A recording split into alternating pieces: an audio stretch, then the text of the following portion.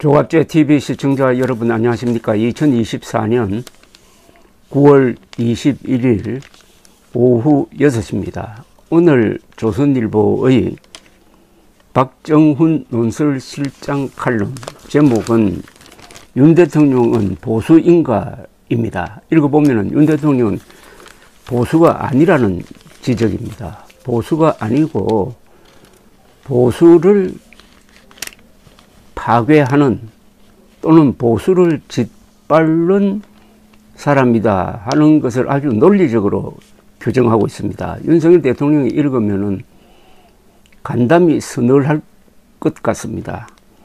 이것은 조선일보의 판단이라고 보면 됩니다.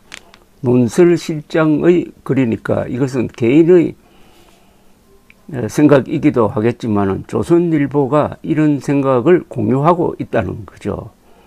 그러면은 지금 상황은 2016년 지금으로부터 그러니까 8년 전입니다.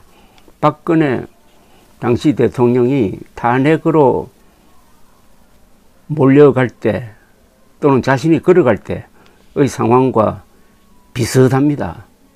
그래서 앞으로 전개될 한국의 정치 상황을 예견하게 하는 글입니다. 이 글을 소개해 드리겠습니다. 제목은 윤 대통령은 보수인가입니다. 의료 선진국을 자부하는 나라에서 아프지 마세요란 인사가 유행했다는 것은 참담한 이야기다. 추석 연휴 중 구급차에 실려 가기라도 하면은 큰일이라며 조심하라는 말로 한가위 덕담을 대신한 사람이 많았다고 한다. 다행히 대란은 없었지만 결코 호들갑이 아니었다. 탈진한 의사들이 한계에 몰리고 응급실 뺑뺑이가 잇따르는 현실 앞에서 아프지 말라는 것은 그야말로 실존적인 불안감의 표현이었을 것이다. 의료개혁엔 누구나 동의한다. 그러나 실행 방식이 너무도 거칠고 과격하고 무모했다. 2000명씩 5년간 정원이란 수치부터 비현실적이었다.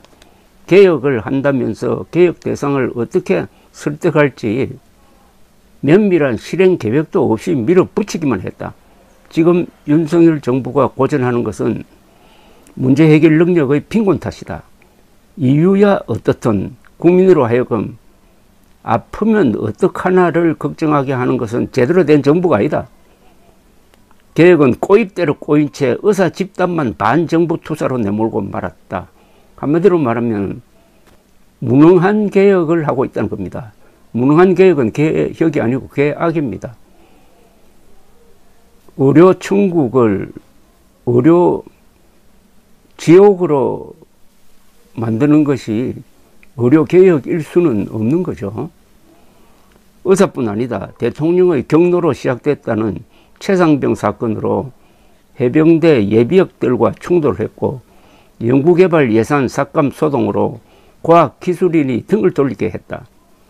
윤 정부가 전쟁을 벌인 의사 해병대 과학자들은 어느 직종보다 확고한 국가관과 공적 마인드를 보유한 집단이다.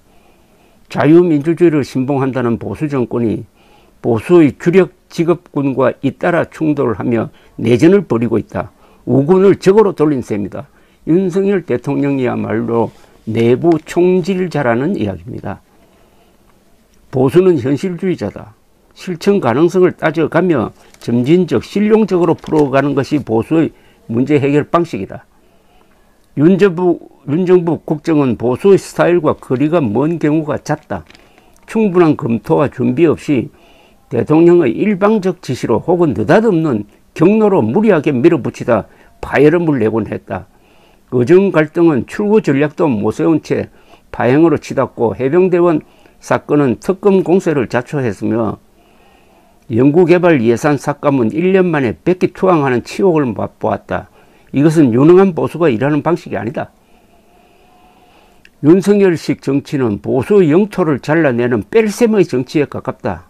청년 정치의 대표성을 지닌 이준석을 여당 대표에서 끌어내리고 여권 내 일정 지분을 갖는 안철수, 유승민 등과 전련했다. 대선을 승리로 이끈 보수 빅텐트를 해체해버린 것이다.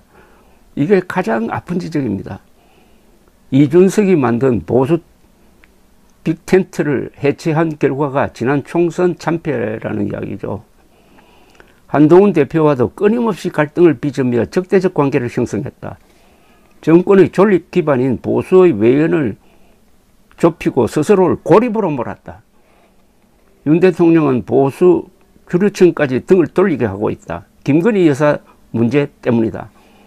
공적 권한 없는 김 여사가 국정과 인사, 심지어 여당 공천과 당무까지 관여한다는 의혹이 꼬리를 물고 있다. 추석 전 현장 방문에서 김 여사가 제복 공무원들을 세워놓고 미흡한 점이 많다. 개선이 필요하다며 지시조 발언을 쏟아낸 장면이 상징적이었다. 공과 사를 엄격하게 구분하는 것이 보수의 성공 후사 철학이다. 김 여사의 월권을 수수방관 방치하는 윤 대통령의 태도를 보수층은 도무지 납득하기 힘들다.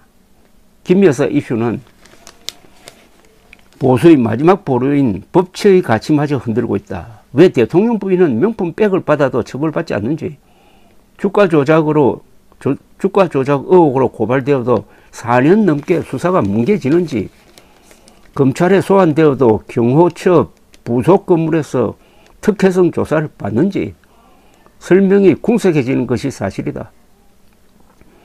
보수층이 이재명의 온갖 범죄 혐의에 혀를 차다가도 김 여사는 이런 반박을 받으면 말문 막힐 때가 많다. 윤석열 대통령으로 만든 지지자들로서는 속된 말로 뭐 팔리는 심정이 된 것이다.